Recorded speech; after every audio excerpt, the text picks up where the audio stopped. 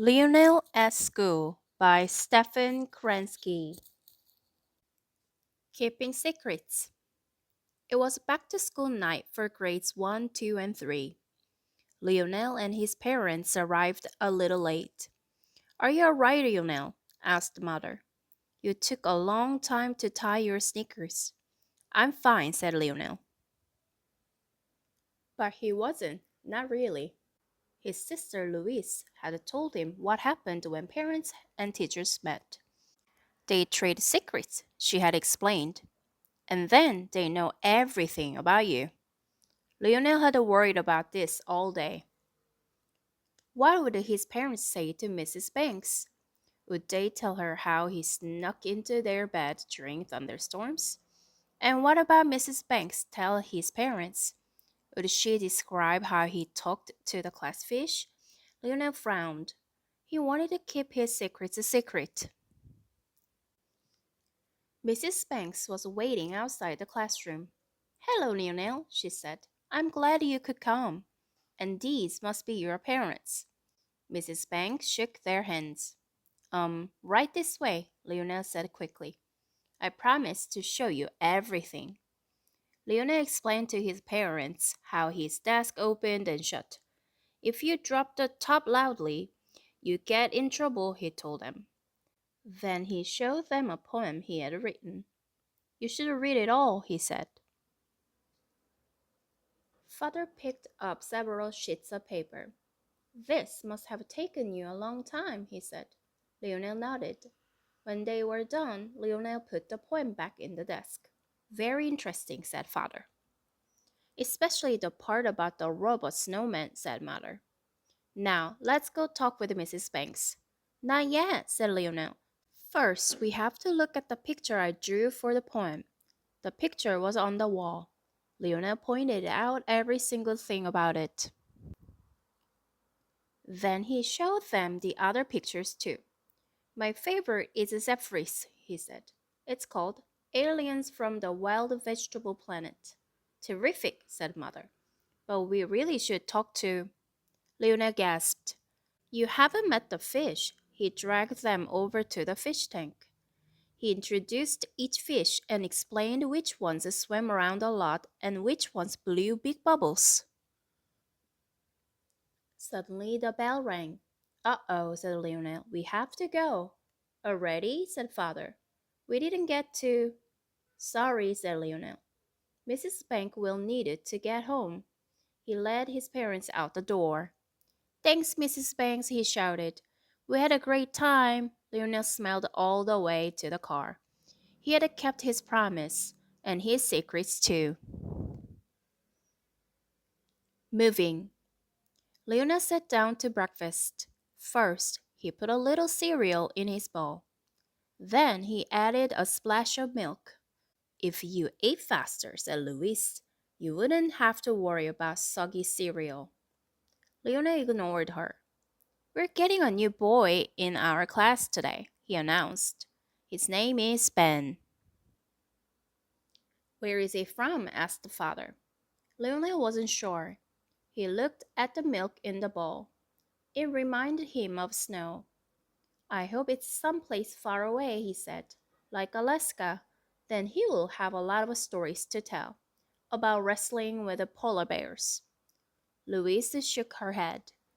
Where do you get these ideas? She asked. You don't even know if he likes polar bears. Lionel put more milk in his bowl. The milk surrounded the cereal like an island. I guess Ben might be from somewhere tropical, he said. Maybe a place where they surf to school every morning. That's even more ridiculous, said Louise. Well, Mother added quickly. Wherever he's from, I'm sure he'd like a new friend. The first thing Mrs. Bank did that morning was introduce Ben to the class. Ben didn't say anything. He just looked at the floor. Lionel went over to him at recess. Hi, he said. I'm Lionel. Hello, said Ben, blushing. There's a lot of stuff you should know about the school, Lionel went on.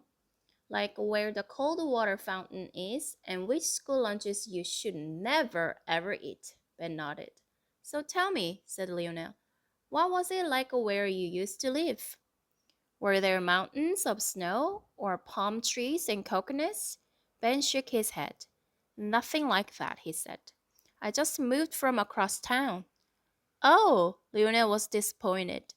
He knew there were no polar bears across town, or tidal waves either.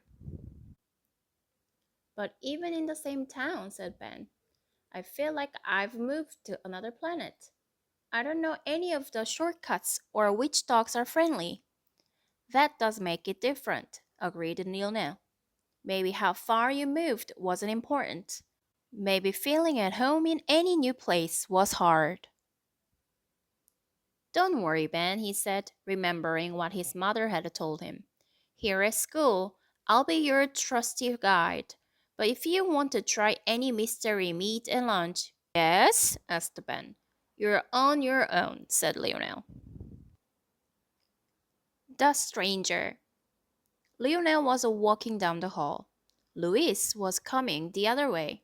Hi, Louise, said Lionel. Louise didn't seem to notice. She kept on talking to her friends. Lionel frowned. Why didn't Louise recognize him? He looked exactly like the Lionel she had seen at breakfast. This was very strange. Later at recess, Lionel chased the ball out of bounds. It landed near Louise. Can you throw me the ball? He asked her. But Louise didn't pick up the ball. She just walked away. Stranger and stranger, thought Lionel. How could Louise not have heard him? Something was wrong. He discussed this with Jeffrey and Max at lunch. Maybe she got hit on the head and lost her memory, said Jeffrey. Lionel didn't think so. Maybe she's fallen under someone else's control, said Max. Uh-oh, said Jeffrey. I just saw a movie about aliens taking over people's brains. Could that have happened to Louise? It must have, said Lionel. We'll have to free her right away. How? Jeffrey asked. Lionel had an idea. The alien signal must travel through the air, he said. We have to interrupt it somehow. But what will stop such a thing? Asked Max. Lionel smiled. I think I know, he said. When Louise got home that afternoon, Lionel and Jeffrey jumped out of the bushes beside her. What's going on? She said. Now, Lionel shouted, shooting his water gun. The water will block the signal. Aye! Cried Louise, throwing up her hands.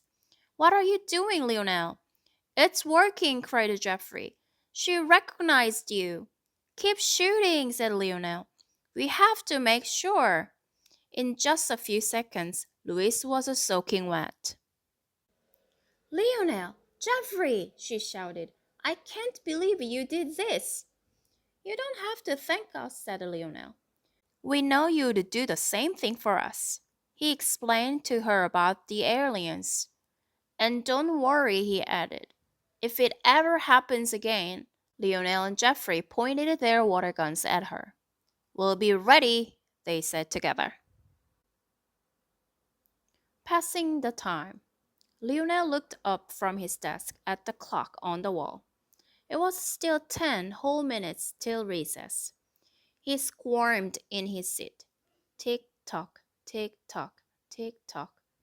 The second hand on the clock jerked from 1 second to the next. These minutes were taking forever. Finally, the bell rang. Hooray! Shouted Lionel.